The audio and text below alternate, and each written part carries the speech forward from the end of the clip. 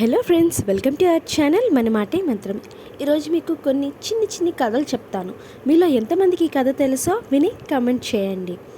ఒక పిరికివాడు ఓ శ్మశానం దాటవలసి వచ్చింది. ఎవరన్నా వచ్చే వరకు కొంచెం సేపు ఆగి కొంచెం దూరంలో ఎవరో వస్తుంటే అతనితో కలిసి ధైర్యంగా శ్మశానం దాటేశాడు.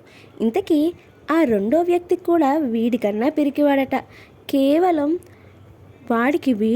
వీడికి వాడు తోడు ఉన్నారు అనే ఒకే ఒక్క భరోసా వాళ్ళని శ్మశానం దాటేలాగా చేసింది. నిజ జీవితంలో కూడా మనిషికి కావాల్సింది అలాంటి భరోసానే. నేను ఉన్నాను అనే భరోసా. ఒక మాట సాయం, ఇంకా ఏమీ కాదు, నేను ఉన్నా అనే చిన్న మాట చెప్పి చూడు, మనిషికి ఎంత బలం వస్తుందో. ఆ బలంతో ఆ మనిషి ఏదైనా చేయగలడు. ఓసారి ఒక ఆయన తన కారులో ఓ గ్రామానికి వెళ్తుంటే కారు దారిలో ఓ బురద గుంటలో దిగబడిపోయింది. సాయం కోసం చుట్టూ చూస్తే ఓ రైతు కనపడ్డాడు. పరిస్థితి చూసిన రైతు, ఉండండి, నా ఎద్దుతో కారును బయటికి లాగుదాం అని దగ్గరలోని తన పొలంలో నుంచి తన ముసలి ఎద్దును తీసుకొని వచ్చాడు. దాన్ని చూస్తూనే ఆ పెద్ద మనిషి నిరాశతో ఉసూరుమన్నాడు.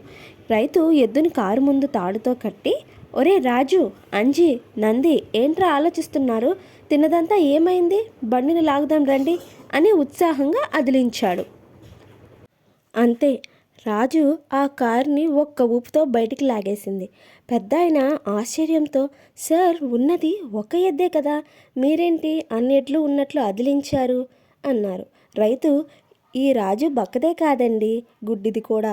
అయితే తను కాక ఇంకా చాలా ఎడ్లు ఉన్నాయనే ధైర్యంతో తన బలాన్నంతా పెట్టింది. అంతే, పూర్తి నమ్మకంతో చేస్తే ఎంత కష్టమైన పనైనా తేలిగ్గా చేయొచ్చు. రైతు తెలివికి, సమయస్ఫూర్తికి నిజంగా జోహార్లే. కష్టంలో మనిషికి నేనున్నా అనే భరోసా ఇవ్వండి. అది కుదరకపోతే కనీసం ఒక మాట సాయం చేయండి. ఎందుకంటే మనిషికి మనిషే భరోసా కాబట్టి. మనలో ఒకరికి ఒకరు ఐక్యత ముఖ్యం. ప్రతి ఒక్కరి కథ చివరికి కంచికే చేరుతుంది. ఈ లోపల మనం మనుషులుగా ఎదగాలి. ఈ వీడియో కనుక మీకు నచ్చితే మన వీడియోని లైక్ చేయండి, షేర్ చేయండి, సబ్స్క్రైబ్ చేయడం మర్చిపోకండి. Thanks for watching.